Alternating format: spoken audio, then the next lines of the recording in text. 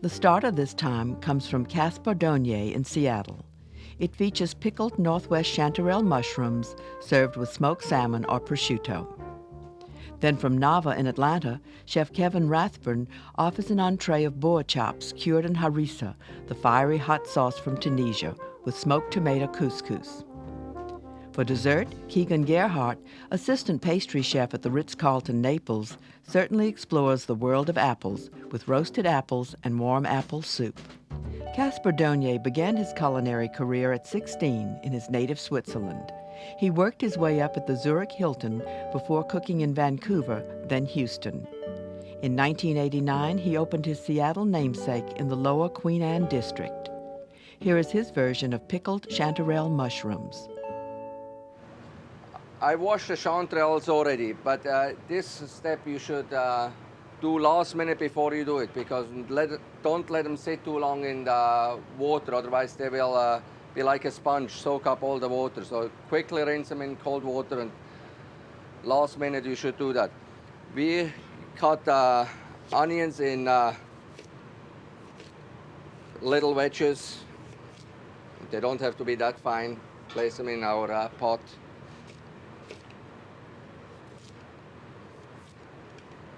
I peeled the garlic already, so the garlic goes right in here.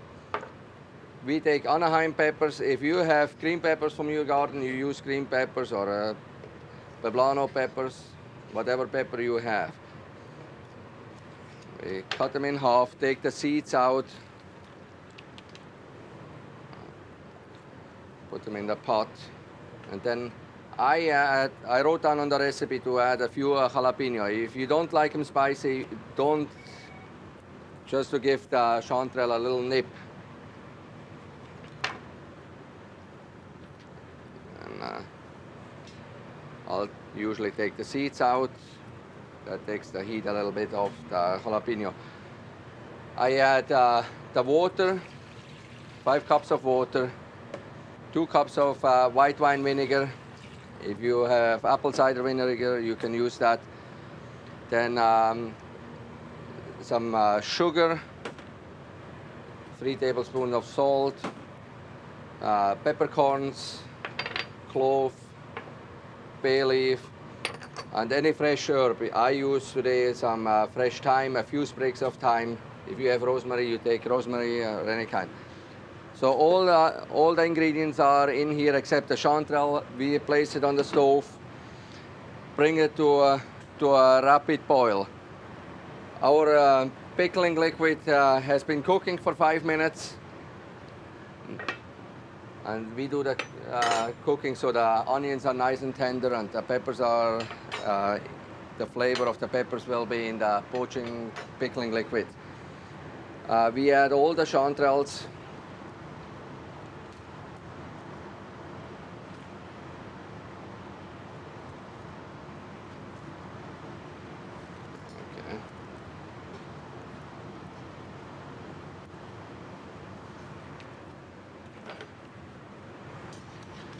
Stir them gently.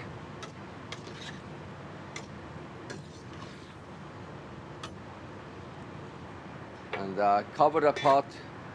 Then we simmer those for 5 minutes. After the 5-minute poaching, we'll take the mushroom off the stove and cool them off at room temperature.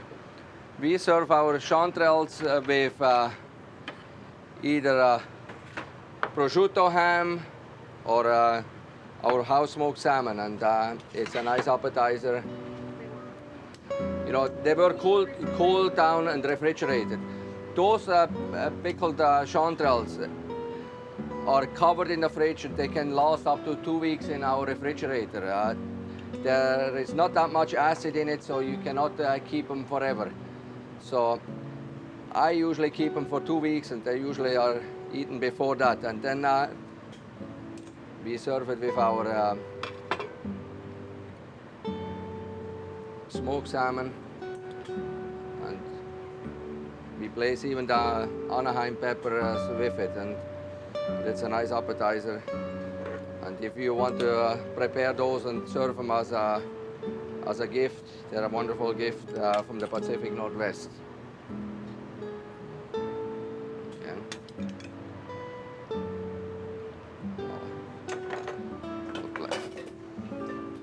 I'll place a few lettuce leaves, those gourmet lettuce around.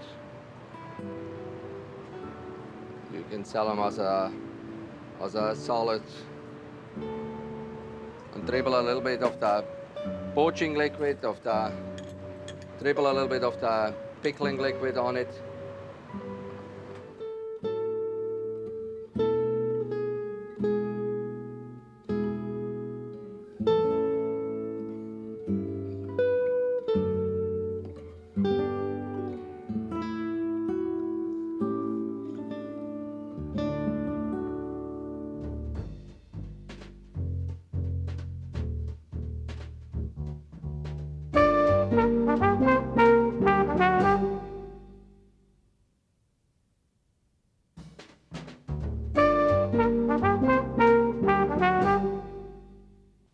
Nava in Atlanta features the Southwest-tinged cuisine of Kevin Rathbun.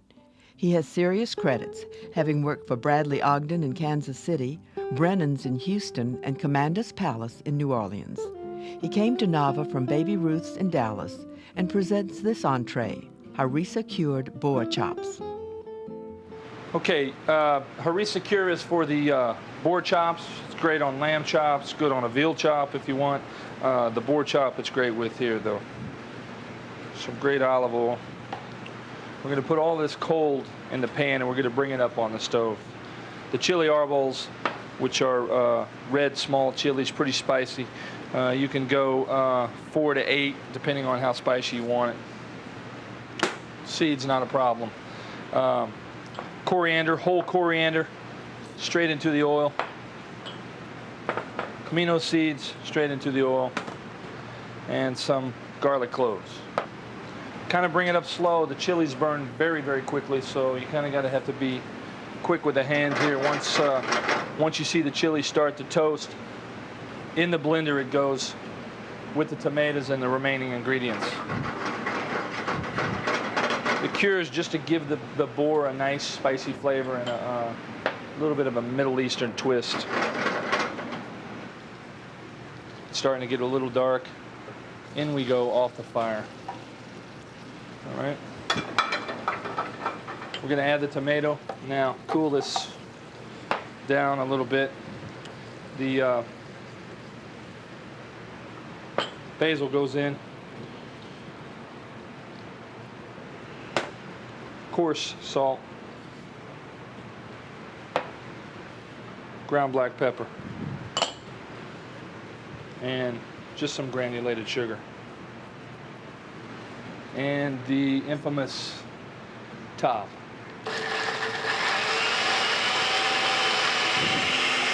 Want to blend this up. Basically just put the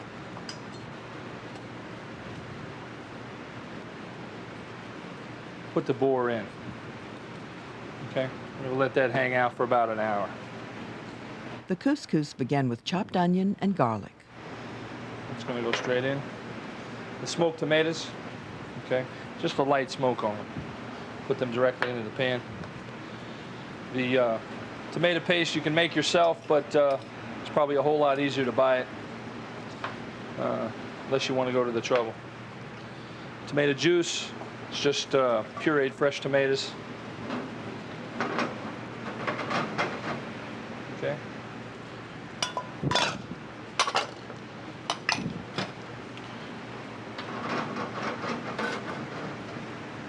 You're going to bring all that to a boil and you're going to simmer that for about 15 minutes. Chopped fresh herbs, rosemary and basil, are prepped. All right, we add the butter now. My favorite part. Cream it in. This mixture goes into a blender. Okay, and again, blender.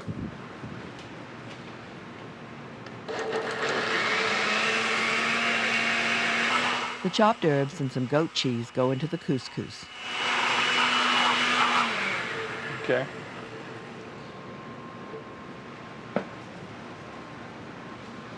While this mixture is extremely hot, we'll pour it all in. The mixture is thoroughly incorporated until the cheese is melted and the couscous broken up, then seasoned with salt and pepper.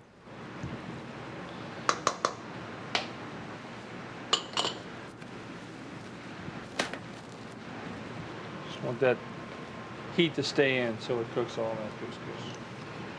All right, and that sits. The marinated boar chops begin with the pan searing.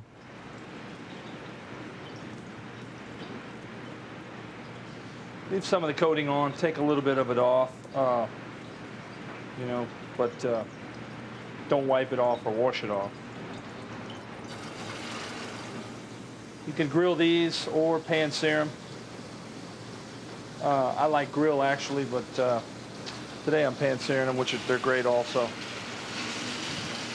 Pan sear them on both sides for about 1.5 minutes a piece, and then we're going to put them in a 350-degree oven for probably 3 minutes at the max, depending on how you want them. I'm going to eat a medium rare, medium. Most people might not like the idea, so you might want to take them to medium well, probably 4 or 5 minutes in the oven.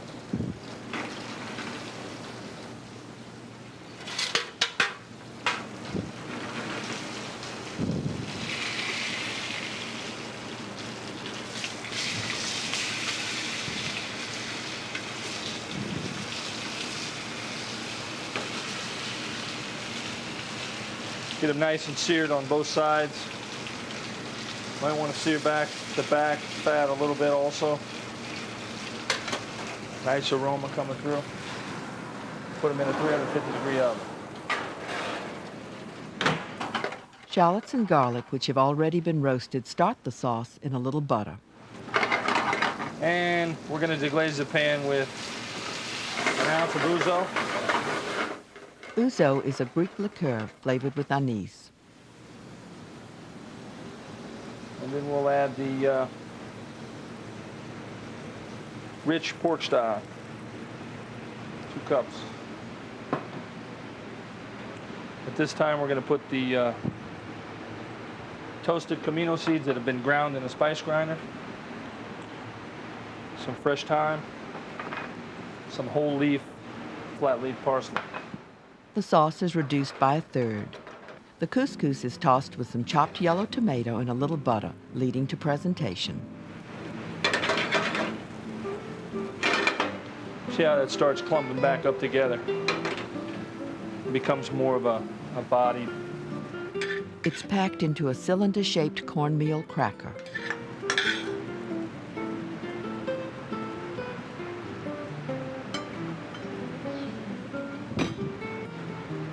Like that. Put that directly on the plate. The little sprouts coming out of it. The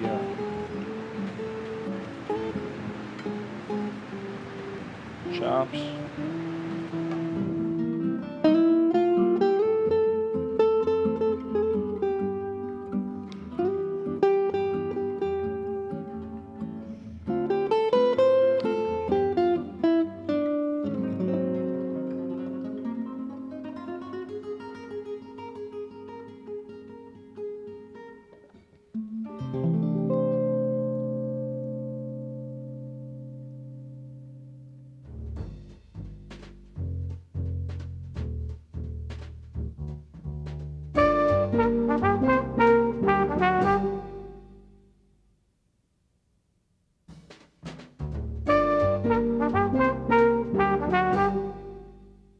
A drawback in a pastry operation like the Ritz-Carlton in Naples, Florida, is that as an assistant, you often perform full pastry chef duties, like Keegan Gerhard, who chefed at the Waldorf Astoria in New York, and Charlie Trotter's in Chicago.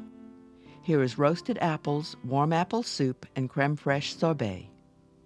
3 types of apples are used.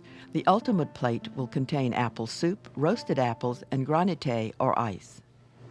And what we'll do with these apples afterwards is we're going to turn some of them into soup. We're going to turn the Granny Smith apples into a Granny Smith granite, just a very simple apple ice full of light, refreshing flavor.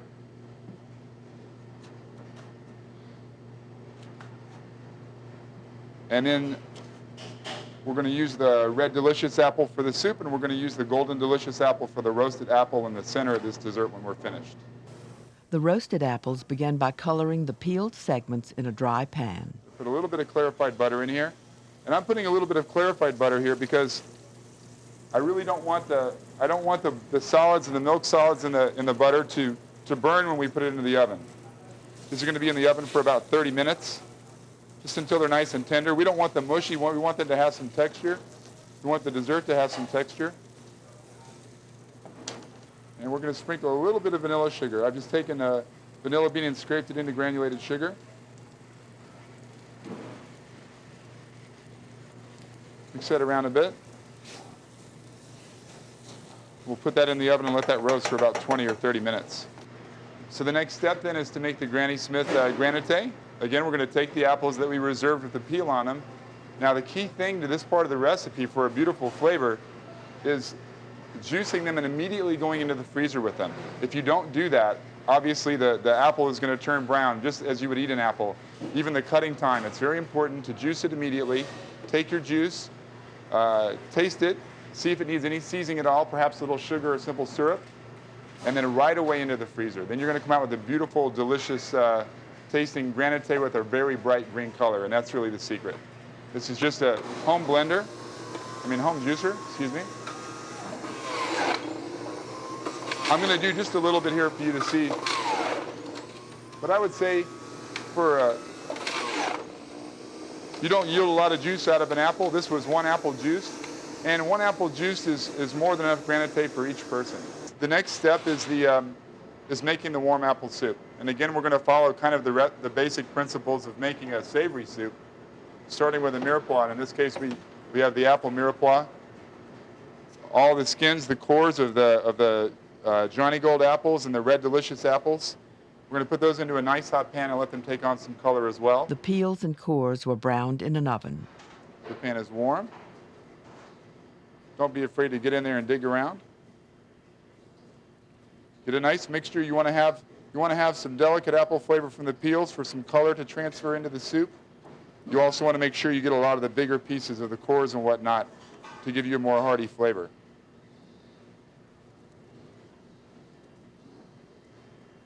We've already got a nice color from the oven. It's not necessary to brown these pieces of apple in the pan as we did with the roasted apple for the center of the dessert. Now I've got the fresh juice of the red apple and the Johnny Gold apple, and I'm just going to deglaze there. You can see the flavor that's sticking to the bottom of that pan is then going to be lifted up into the soup.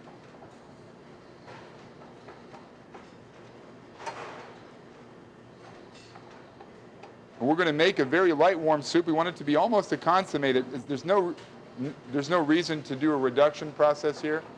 Light and fresh is better, I feel. So all we really want to do is let it come to a simmer. Make sure that we've extracted all the flavors out of the apple mirepoix that we can. And then just immediately pass that through a chinois. Season the soup to taste. Another inventive use for apples is apple lasagna. Using a rotary slicer, thin strips of apple are made. They go into a buttered pan, which in all will hold 10 layers. The apple strips are placed alternately lengthwise and widthwise. Caramelized sugar, which was combined with cinnamon, then processed, is sprinkled between each layer. So here we have the finished assembled lasagna, apple lasagna, and you can see already the apples are beginning to lose some of their liquid as I've stacked it. And as I said before, I stacked it 10 layers high. And I finished with a layer of caramel. And now this is ready to go into the oven. It's 340-degree oven. The time is 20 to 40 minutes. It really depends on the ripeness of the apple, on the heat of your oven. But basically, until you can stick a knife inside, and the tip of the knife goes in quite easily.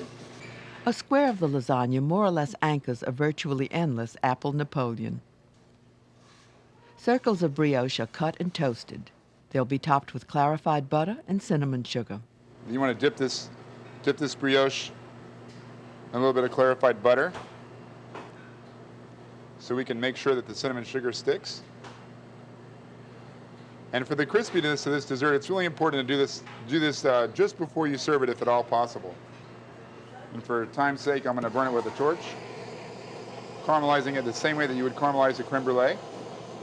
We'll take one of the nicely roasted pieces of apple, cut it in half.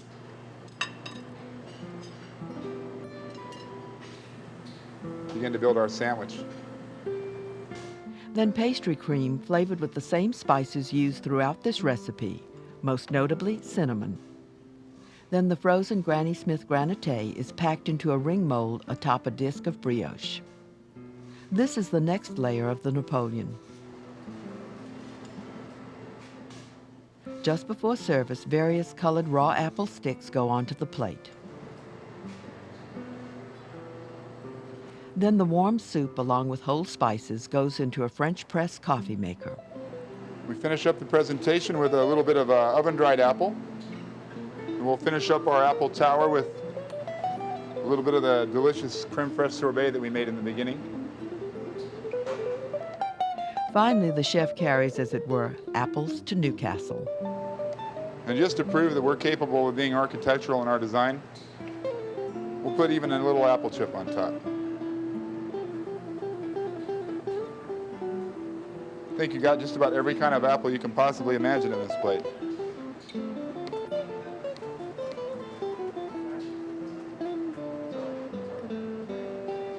A little bit of soup at the end. You're all set to go.